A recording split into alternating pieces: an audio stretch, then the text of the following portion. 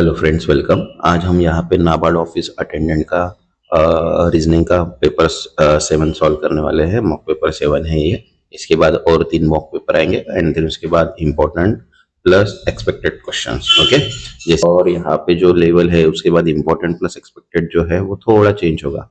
अगर आप और भी प्रैक्टिस करना चाहते हैं तो मैंने आरआरबी एएलपी का प्लेलिस्ट भी बना के रखा है और एनआईसीएल का भी, उसके भी पेपर आप देख सकते हो ताकि आपको और अच्छे से प्रैक्टिस हो जाए। ओके, जिन्होंने अभी तक चैनल को सब्सक्राइब नहीं किया है वो चैनल को सब्सक्राइब कर लो और वीडियो को लाइक कर दो।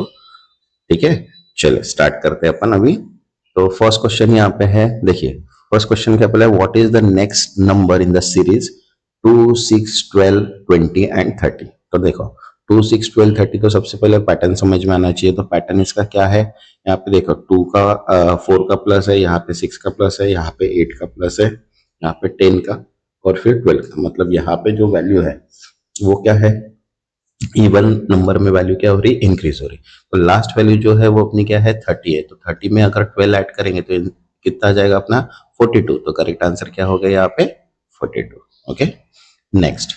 अब सेकंड बोला है यहाँ पे, what come next in the series 1, 4, 9, 16, 20। अब यहाँ पे ये समझ में नहीं आ रहा है कि यहाँ पे ये स्क्वायर्स है। क्या है, स्क्वायर्स है। जैसे 1 जो है 1 का स्क्वायर है, 4 जो है 2 का स्क्वायर है, 9 जो है 3 का स्क्वायर है, 16 जो है 4 का स्क्वायर है, 25 जो है 5 का स्क्वायर है। तो नेक्स्ट जो आएगा वो किसका स्क्वायर आएगा, 6 का स्क्वायर। तो 6 का स्क्वायर कितना है 36, इसलिए करेक्ट आंसर कितना आ गया यहाँ पे 36। Okay, next third. थर्ड बोला है, what is the next number in the series 5, 11, 23, 47।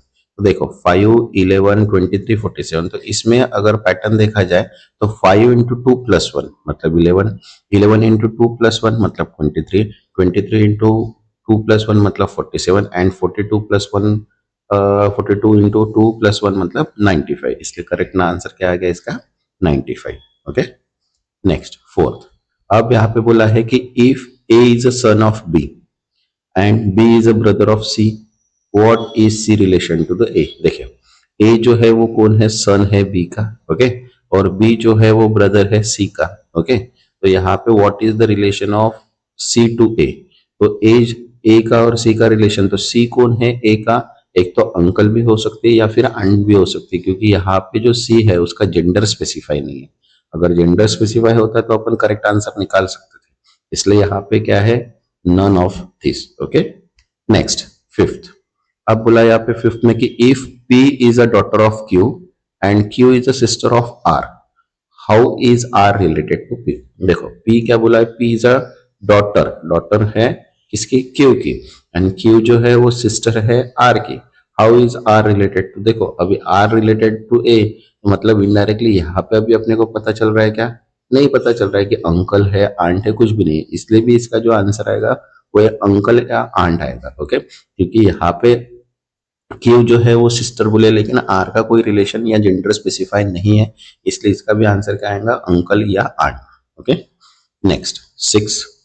अब यहाँ पे बोला कि if M is a mother of N and N is a brother of O, what is O relationship to O M. Okay, देखो यहाँ पे एम जो दिया है वो क्या है, M is a brother of N. Okay, mother of N and N is a brother of O. N जो है वो कौन है, ब्रदर है ओ का। तो indirectly what is O relation to the M, तो ओ का रिलेशन क्या है एम से, तो ओ क्या है, चाइल्ड है। क्यों चाइल्ड बोला है, यहाँ पे उसका सन या डॉटर क्यों नहीं बोला, क्योंकि इसका भी जेंडर स्पेसिफाई नहीं है, इसलिए इसका आंसर क्या आएगा, child. Okay, next seventh analogy है अभी।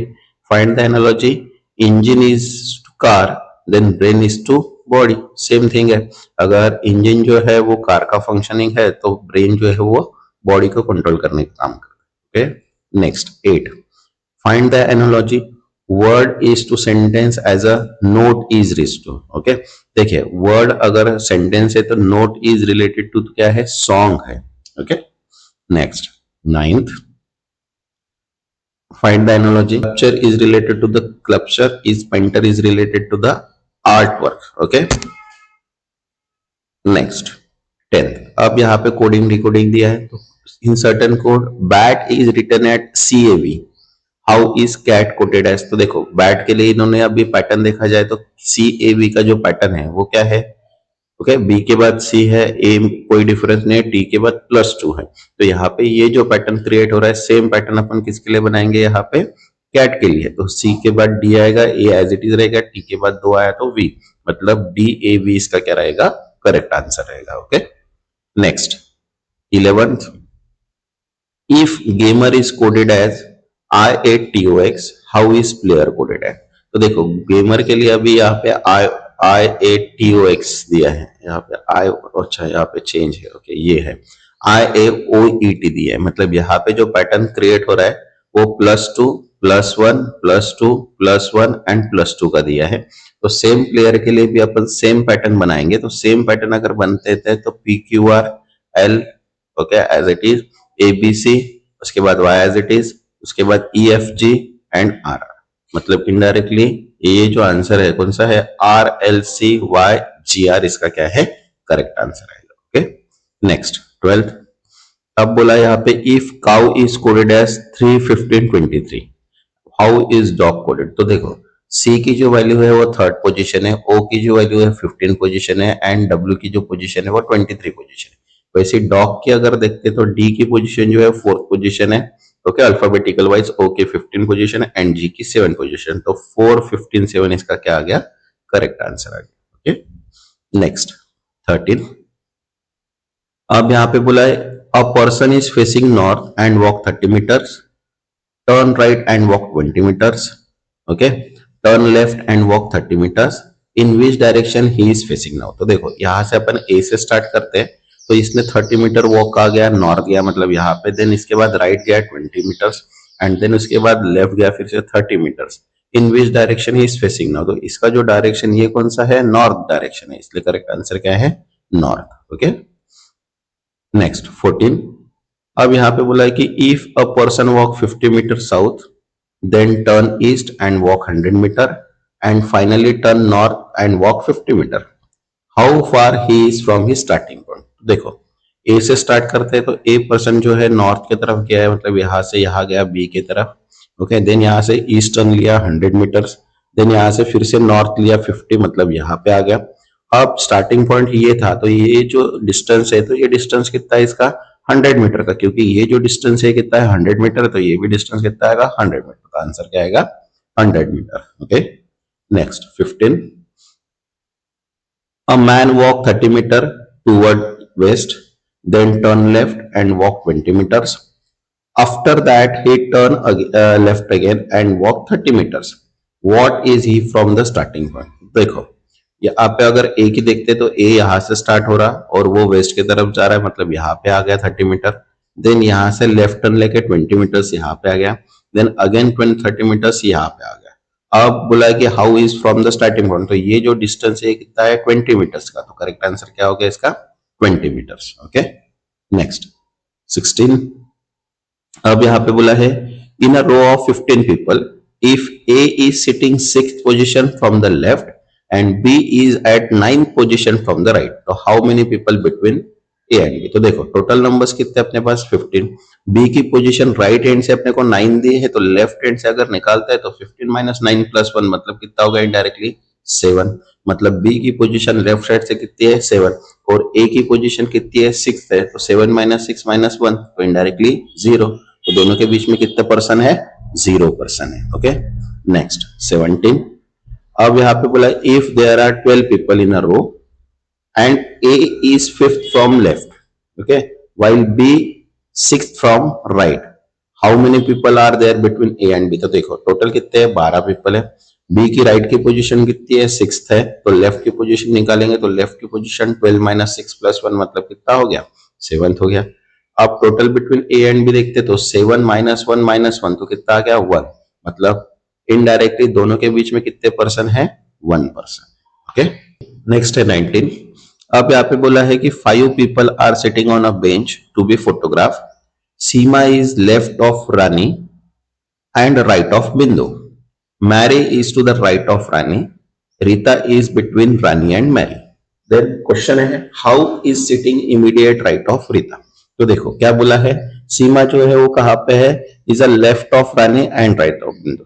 तो देखो सीमा जो है ये जो है वो रानी के लेफ्ट में है एंड बिंदु के राइट में है। ओके, देन बोला है कि Mary is a right of रानी।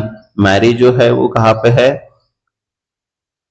रानी के राइट में है। ओके, और बोला है कि Rita is between Rani and Mary, और रीता जो है वो रानी एंड मैरी के बीच में है, तो मतलब ये यहाँ पे आ गया। अब क्वेश्चन ये है कि who is sitting immediate right of Rita, तो रीता के इमीडिएट राइट में कौन है, यहाँ पे मेरी है, इसलिए करेक्ट आंसर क्या आ गया यहाँ पे, मेरी।